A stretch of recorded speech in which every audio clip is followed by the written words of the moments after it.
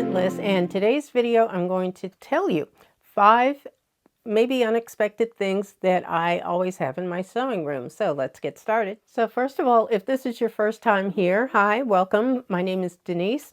If you are returning, then welcome back.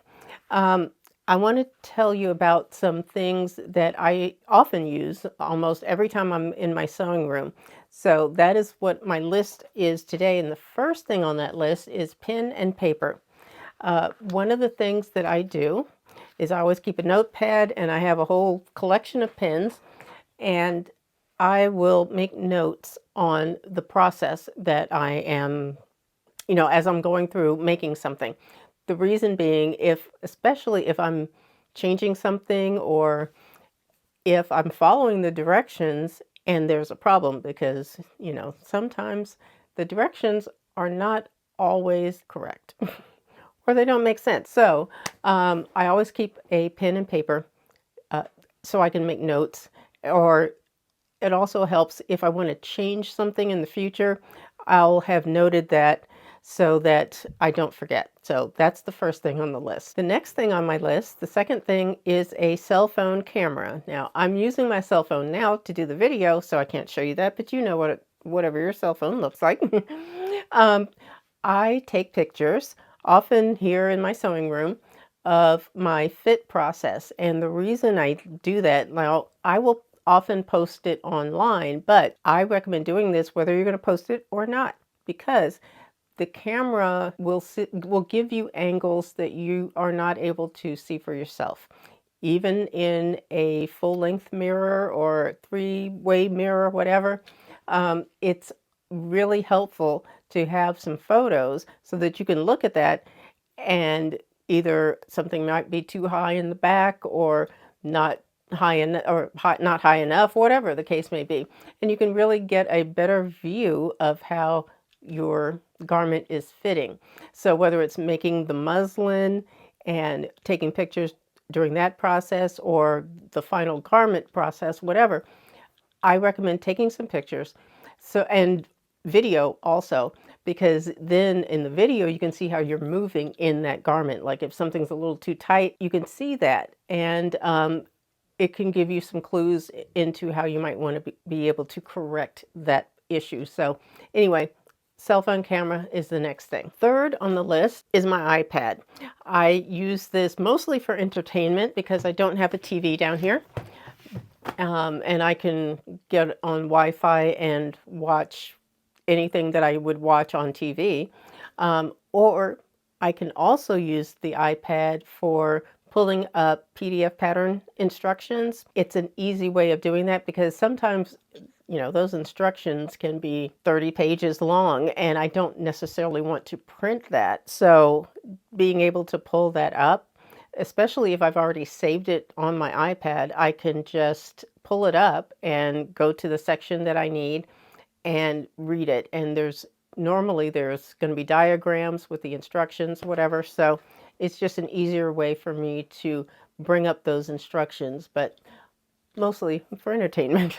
Next on the list is Taylor's clappers. Now I've got 2 of these. This is a regular size one, and this is a mini. Both of these are from Angela Wolf Patterns, and I can I'll put a link down below, but I use these for both woven fabrics and for knits, because sometimes you want to put a little crease in those places where you're going to do a hem, and it's just easy to set that. So even if you don't press really hard, it's just easy and nice to have that little crease in there sometimes. But both of these are very useful. This one I use for smaller sections, smaller areas. This one is fantastic. So Taylor's clapper is the next thing that I have on my list that is something that I use very often, regardless of the type of fabric that I am using for the garment. Now, the last thing I have on my list are different color pens and pencils. Now, these one in particular are those heat pens. They are by Dritz, I believe. I can leave you a link for these. These are the ones that disappear. when you iron on them, and they actually work very well. There's another one, there's a white one that I don't have here. The only complaint I have about these is that the caps don't really stay on as well as I think they should, but whatever. I also have Sharpies, a collection of different color Sharpies, because I will often trace a pattern, and I will use the Sharpies for on the tracing paper. Those are the thin ones. I've got the regular ones. And also, one of the things that I like to do, especially if I'm changing something on a paper pattern, is having a red pencil. This is very helpful, just like teachers used to use in school. Order this from Amazon. It's very helpful because then I can mark the pattern and clearly see what I've drawn, what I've changed on it. So pencils, pens, different colors, and also even for my whiteboard I have behind me, I have a collection of these dry erase pens, markers. That's helpful as well, because then I actually write down, usually on the whiteboard, what it is that I need, like sewing supplies, if I need a particular color thread, or if I need a certain number needle, whatever that is, whatever it may be, or elastic, whatever.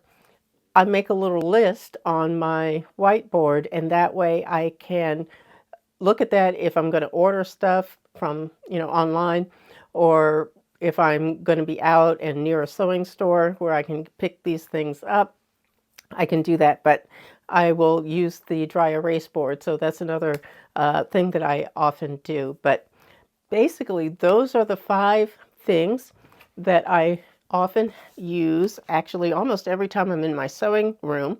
So we've got pen and paper, cell phone camera, iPad, tailor's clappers, and different color pens and pencils. So that is it.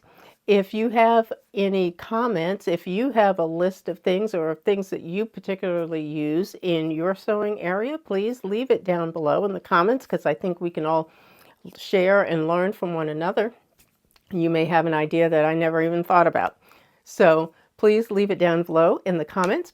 I thank you for watching. Go ahead, hit like and subscribe to my channel. Also hit that notification bell so that you'll be notified the next time I upload a new video. But I thank you for watching. Take care, and I will see you in the next video. Bye-bye, guys.